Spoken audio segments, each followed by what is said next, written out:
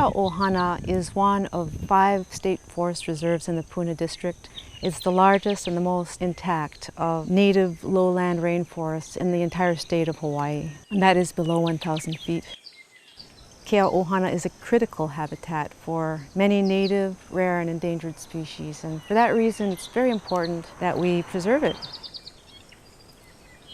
There are many, many species here in Hawaii that actually evolved here over millions of years and that are not found anywhere else in the world.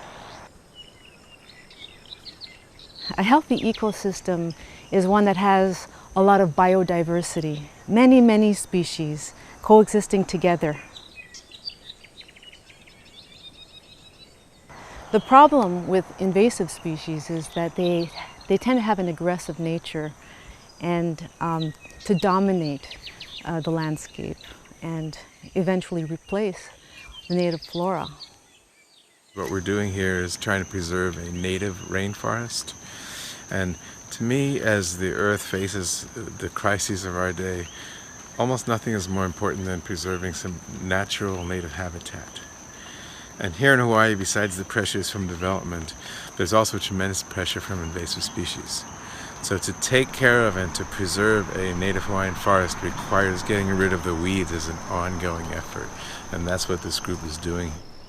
We began our efforts in 2014 on an intensive level, and our crew now is on the 3rd pass of the 30 acres. A lot of our efforts include the control of invasive species, and that means hand pulling and composting of many, many weeds. So the key invasive species in Keauʻohana are BIVN, also known as strawberry guava.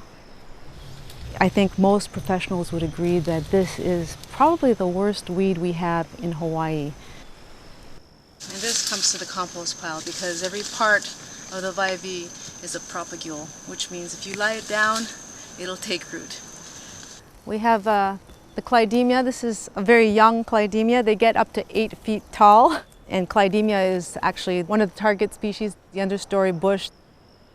Right in front of me here is a very typical Clydemia in a mature state. And then we go ahead and pull up the root. Another problematic weed here is the Kukai Maili. It's also known as Pilau Maili. And so that is another one of our target weeds, along with a good number of others. We also, when we cannot pull out the species, end up doing stem treatment, just basically cutting a circumference and applying a thin line of herbicide at the base. Our efforts also include native outplanting. We have a nursery led by Dr. Ann Kobsa, and that supplies us with a lot of the keiki that we need to reestablish the shade here. Where there's more light coming in, there's more weeds. That's basically how it goes. And I think a lot of us know about the rapid ohia death that is occurring on the island. And it is very strong here in Keauʻohana, unfortunately, and that began the year that we actually began our efforts. And so that's been a very interesting thing to observe as we've been doing the restoration.